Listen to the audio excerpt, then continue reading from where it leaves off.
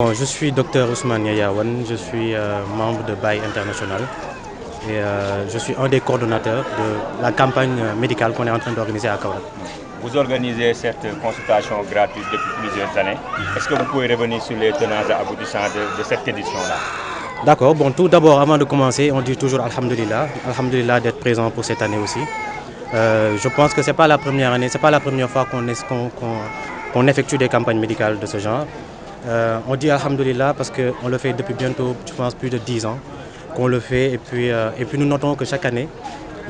disons qu'il y a une nouvelle chose ou une nouvelle spécialité qui se rajoute dans l'offre de soins que nous disposons pour la population de Kaolack dans le cadre du Gamou. Et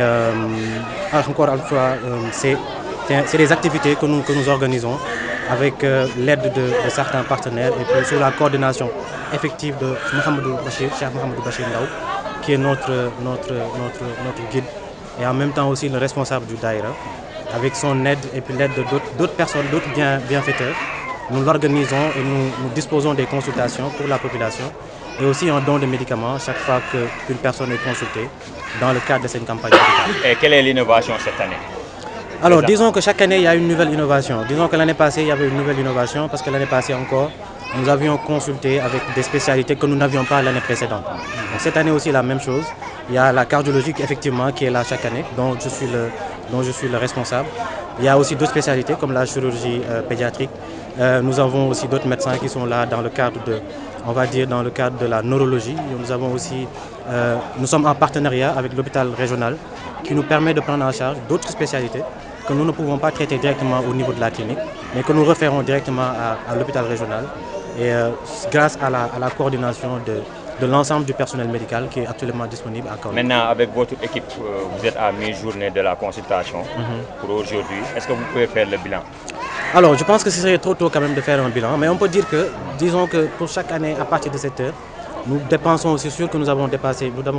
plus de 300 voire 400 personnes qui ont été consultées. Je n'ai pas encore les chiffres devant moi. Ce serait quand même, je ne pourrais pas trop m'avancer sur ça, mais je sais que nous avons vu un très bon nombre de personnes dans le cadre de ces consultations-là. Et encore une fois, j'insiste sur ça parce que c'est hyper important. Chaque personne que nous consultons bénéficie de médicaments que nous mettons à leur disposition. Et pour les personnes même d'ailleurs chez qui nous n'avons pas ces médicaments, nous leur rédigeons toujours une ordonnance et nous leur demandons aussi d'aller dans les pharmacies pour acheter les ordonnances-là, pour permettre de prendre en charge leur pathologie. Et si par ailleurs on n'arrive pas à le faire, comme je dis dans la clinique, nous avons des fiches de référence, nous avons des ambulances qui sont disponibles. Et donc à chaque fois que le besoin est là, nous référons directement au niveau de la structure régionale qui est l'hôpital régional Cheikh Ibrahim Niass. Vous spécialement, vous êtes cardiologue et vous organisez cet événement à l'occasion du Mawlud. On sait que ça draine beaucoup de monde. On est en période d'hivernage et il fait très très chaud. Qu'est-ce que vous conseillez aux pèlerins? Alors, je pense qu'il faut prendre la chose sur deux angles. Je pense qu'à chaque fois que nous venons dans le Gamou, il y a deux types de personnes qu'il faut différencier. Il y a des personnes qui sont malades, qui sont suivies, qui sont sous traitement et qui sont venues au Gamou. C'est différent d'autres types de personnes qui n'ont aucune maladie, qui sont venues juste pour un Gamou. Et je pense que pour la prévention, c'est important de différencier ces deux types de patients ou de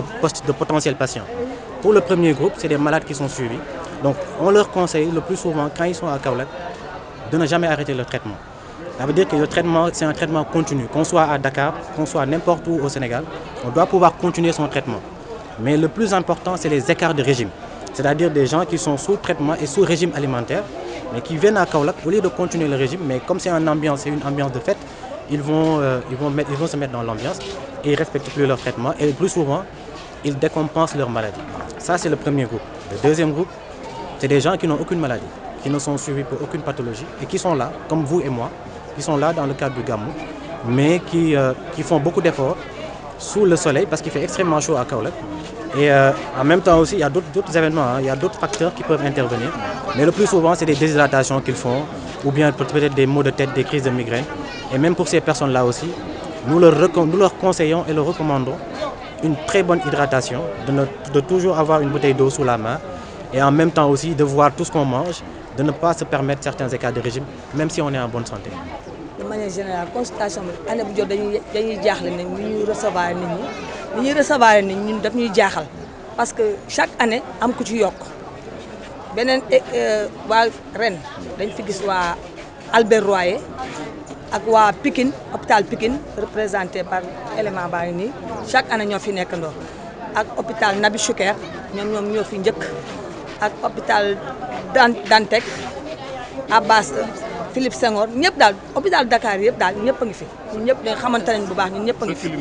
waaw ñun ñëpp a ngi fi te dañuy gis chaque année rek day gën a yokk te loolu lañ doon ñaan yàlla suñu borom bi daal mu ngi ci teg loxoom parce que consultation bi kenn ñëw fi pour ñu lay fay dañuy ñëw kenn ku ne boo ñëw indi sa ndawtal maanaam say garab loo am mbuus boo am di nga ko indi teg ko fi ndax ñun ñëpp dañoo xamante indi naa ay garab kii indi la waa Philippe Senghor ñoom Amina ñëpp ku ci nekk indi nga sa keesu garab te sëñ bi sax yëgu ko woon surprise lañ koy def chaque année moom day toog rek ñu ne ko defal nañ temps kii ñu dem ba 500 personnes 2 jours bi ñu ko booy ne ëpp 700 personnes te ku ne da nga am sa traitement te ñu ne dañuy ñaan yàlla nag affaire bi continuer ba ñu màgget bay ñëw man dama ko bañ ba instauré ci sama doom ne ko léegi yow yaa may ramp su ma fi jógee rek da continuer kii bi. incha allah actuellement mi nga Tivaouane maa doon def Tivaouane maa bàyyi Tivaouane commencé fii foofu laa ko yebal pour mu am habitude bi. maintenant nga tàmbali nga commencé depuis bi ñuy def consultation bi donc yow mën nga si wax lu bëri léegi tey lu si mel ni tey commencé nga depuis bu yàgg lu si mel ni tey lan nga seetlu ne moom moo si yokk waaw dafa bëri dama ko léegi maa ngi koy chirurgie pédiatrie amuñu ko woon am nañ ko laboratoire am nañ ko neurologue yi ñëw nañu dentiste am na cardiologue mu ngi nii moo fi wax docteur Ousmane kon yokk na parce que daaw amuñu woon yooyu spécialité kon dañu ñaan yàlla ëllëg yeneen topp ophtalmo ak yooyu yëpp ñu am na ko ma ciy waxal déwén dina ñëw parce que dama ko yéex a wax kon ça veut dire que affaire bi ñu muy dem yàlla ngi ciy teg loxoom barke Baye nag ñu ngi ci ñuy fiire def li ñu fikki bu ñu paree dem ñaan yàlla déwén kenn ko boo indi woon kees nga indi oto ñëw teg ko fi ñun ci loolu ñu yàlla xiir man boobu sama kii ak ñun yëpp man moom sëñ bi xam na ne man loolu moom dama ko depuis Médisol international ak Rose Wardini laa commencé def ay caravane. maa ngi tudd Mouhamed Bachir taalibe Baye Niass. voilà donc ñu gis ne ñu bëri dañuy utiliser yeneen méthode pour peut-être xidma si gàmmu gi. ñu gis ne yow méthode yi nga adopté mooy maanaam xidmaal Baye si wàllu santé daawoon nga joxe lekk léegi nga choisir santé bi lan moo waral loolu. waaw ba léegi ñu ngi yi ñu doon def yëpp ñu ngi koy def xëy na bii da cee gën a fës waaye xidmaal gàmmu gi ci wàllu lekk sax moo jiitu. ndax suñ xidma ci wàllu lekk balaa weer gàmmu di feeñ sax loolu def nañ ren yàlla dimbale nañu sax bañ indi ay gëlëm Medina Baye ay nag lañ doon def kon ci yokkute yi ngeen di wax ay gëlëm yokku na ci ñu ngi sant yàlla bu baax loolu yëpp pour màggal juddu yonent bi la ak ut lu baax ndax nit moom bu amul njëriñ moom moo mala yee xem yonent bi sallallahu alayhi wa sallam wax na ne ñëpp ay mbindeef yàlla lañ waaye ki gën ci ñoom mooy ki ëpp njëriñ ku ne xam na ne bés bii ay millions yi doomu aadama ñoo fi wàcc te doomu aadama fu muy wàcc rek danañ soxla lekk danañ soxla naan danañ soxla faju waaw la preuve bi ma dugg see sama doom bi lañ ne ma mu ngi ci biir sama doom mu ndaw Zahra te image yi ma xalaatu ma ko sama lu ko fi indi yaram baa ngi tàng jër bi mu jógee fii léegi ça va kon affaire bi ñëpp la amal njëriñ vraiment loolu rek lañ ci jublu. macha allah léegi nag mënuñ la am nga nekk borom xam-xam. ñu nekk si gàmmu.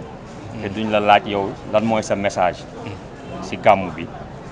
par rapport ak population bi par rapport ak ñi ñëw. waaw man daal danaa jiital li ma waxoon léegi ak waa. rajo Alfayda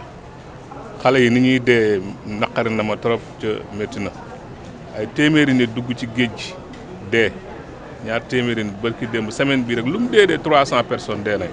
ñoo xam ne ay 20 ans 19 ans 25 ans pour lan uti wërsëg yonent bi sallallahu alayhi wa sallam wax na ne yàlla bind na doomu aadama bu amee ñeent fukki fan ci biiru yaayam bind na wërsëgam bind na léppam du dee lu dul nga jot sa wërsëg kon ñu bañ a yàkkamti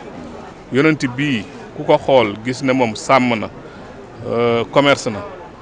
dem na ba nga xam ne Khadija jox na ko commerce mu jógee Màkka jëm Cham pour jaay di jënd bi mu demee traite bi dox lool ci moom kooku yàkkamtiwut te pourtant moom la yàlla jox kun fa yëkkun bu rombee xeeri na ko ñëwal ñu lekk or wala jama wala nangam loolu yëpp daf ko teg fële tànn nekk nit doomu aadama di xiif di mar di am di ñàkk yonent sallallahu alayhi wasallam dana doon toog ñaari weer cin du tàkk këram dana doon or ñetti fan di ko jokkal du am lu mu dogee te pourtant bu ne nangam mu am kooku mu ngi ñuy jàngal patient kon ndaw ñi nañ dal ca bañ a yàkkamti wërsëg privilégié àddina yi amul benn njëriñ waaw lii yëpp fi lañ koy bàyyi loo kër lu mu bëri boo fi jógee juróom-ñaari mètre percal la ñuy taxal sànni la fàtte la lépp ñeneen ñoo koy jëriñoo li la amal njëriñ sa alal mooy li nga feret rek comme li nga def lu baax wala samp ay forage wala tabax ay hôpital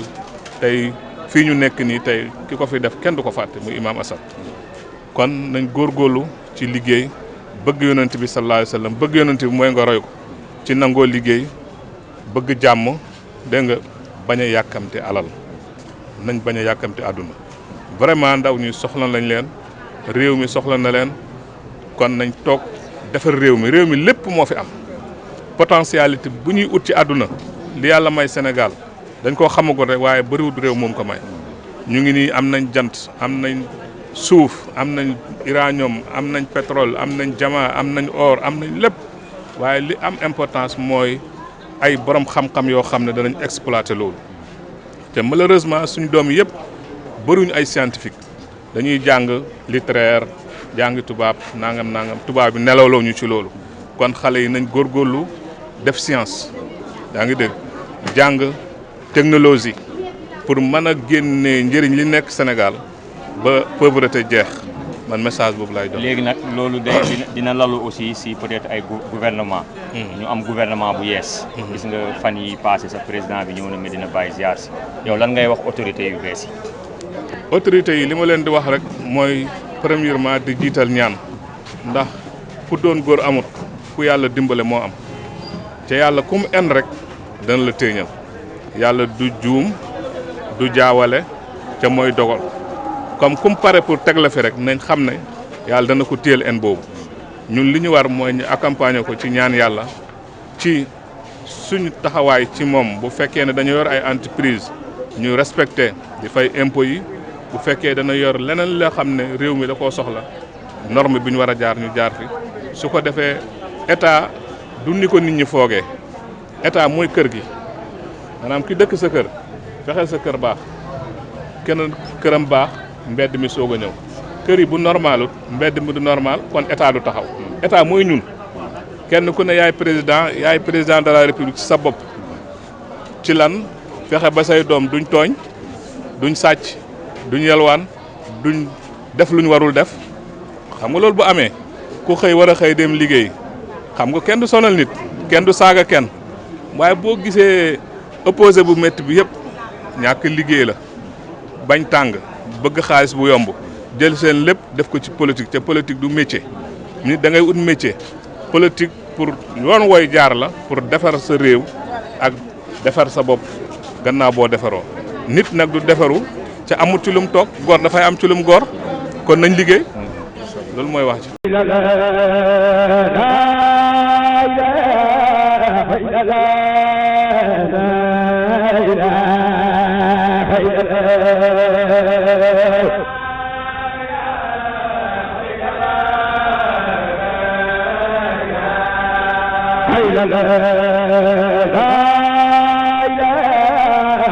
la